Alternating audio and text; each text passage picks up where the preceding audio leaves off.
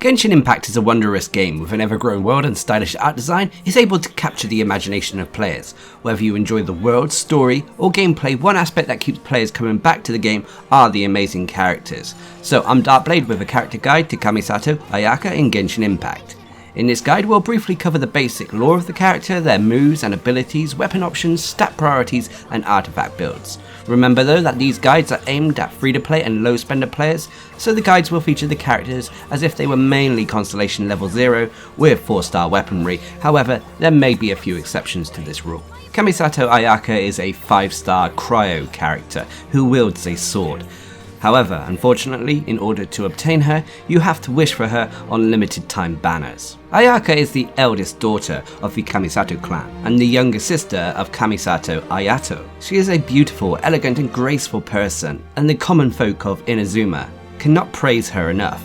Rarely is anything negative spoken about her. Because of her social status as the eldest daughter of the Kamisato clan, she holds a lot of respect, as she strives for perfection in all aspects of her life. But this is not without its downside. Thanks to this upbringing and social standing, she doesn't have many close friends, Toma being her closest friend until she met the Traveller. Her duties unfortunately kept her from making more friends, but having met the Traveller, as well as being an instrumental player when it came to taking down the Vision Hunt Decree, she is more open to the idea of friendship. She often stands up for what is right, and if need be, will use her skills in martial arts to defend those closest to her. Now every character in Genshin Impact has access to various talents. These are divided into combat talents and passive talents. Combat talents are your moves and abilities that you use in a fight, while passive talents are mechanics that work in the background of a character. When it comes to Ayaka, her first combat talent is normal attacks, Kamisato Art, Kabuki. Pressing the attack button will allow her to perform a 5-hit combo, or alternatively, you can hold down the attack button to perform a charged attack, which will consume a small amount of stamina to unleash a flurry of sword ki, hitting multiple times. You can also perform a plunging attack by pressing the attack button whilst in mid-air, which will cause Ayaka to plummet towards the ground, damaging opponents in an AoE around the impact point.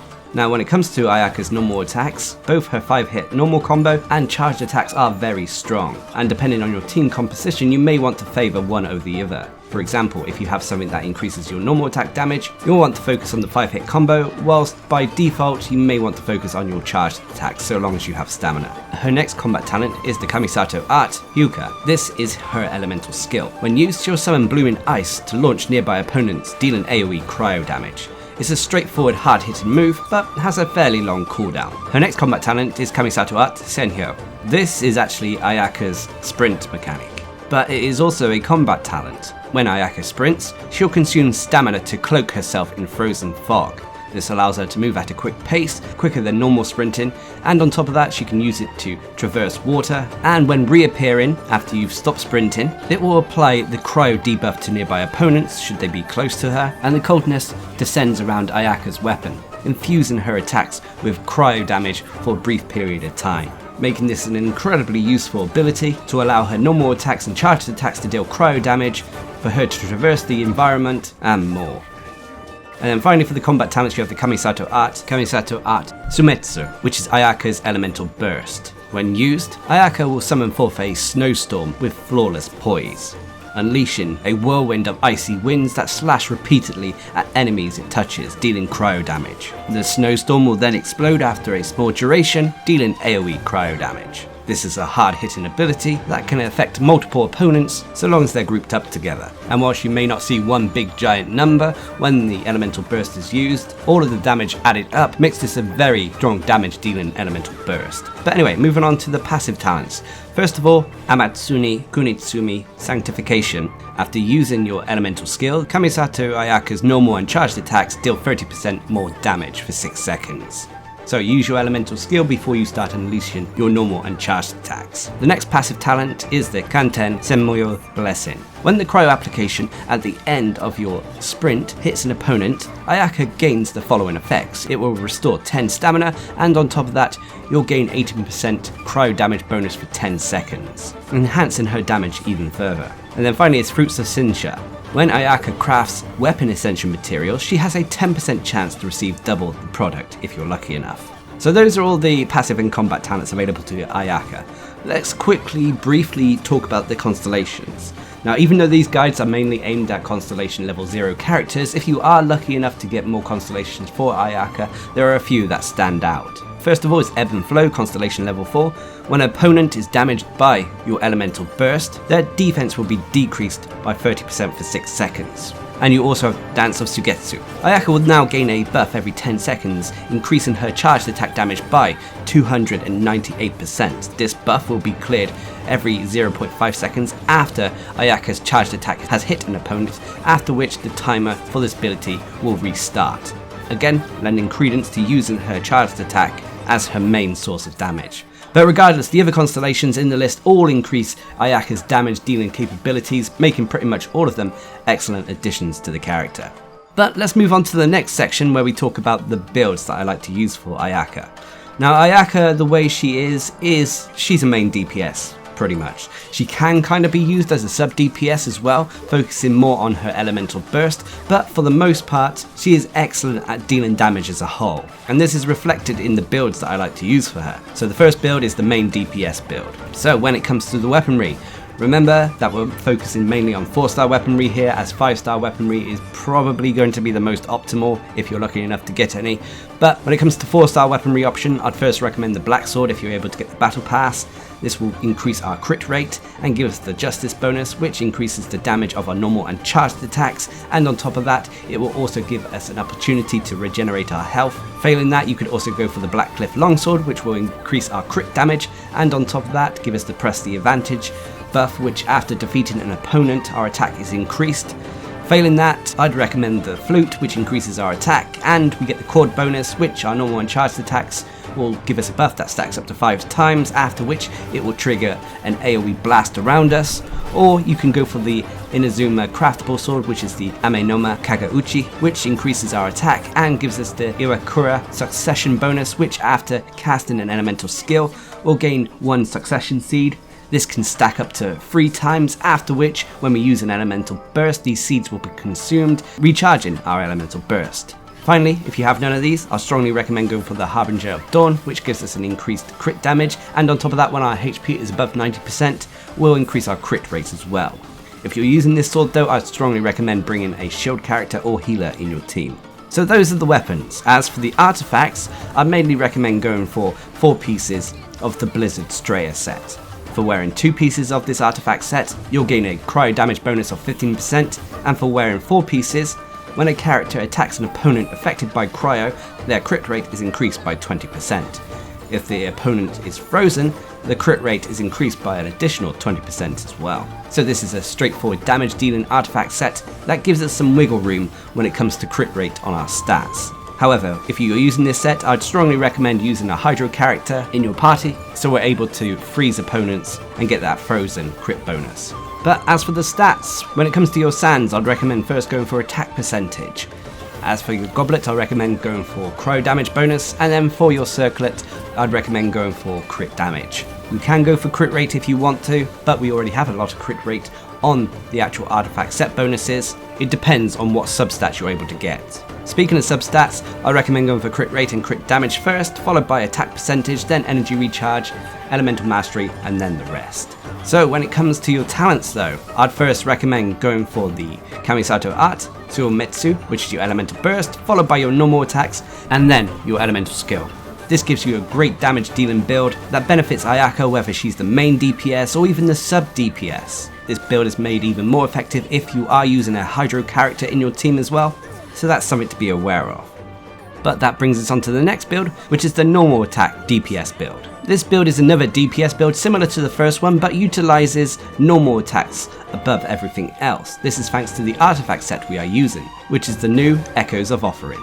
So again, when it comes to the weaponry, this is pretty much the same as the first build, so you want to go for either the Black Sword, Black Cliff Longsword, the Flute, Aminoa Kageuchi, or the Harbinger of Dawn. Now when it comes to the artifacts, you want to go for 4 pieces of the Echoes of Offering. For wearing 2 pieces of this artifact set, you'll gain an attack increase of 18%, but for wearing 4 pieces, when a normal attack hits an opponent, there's a 36% chance that you'll trigger the Valley Right buff, which increases normal attack damage by 70% of your attack.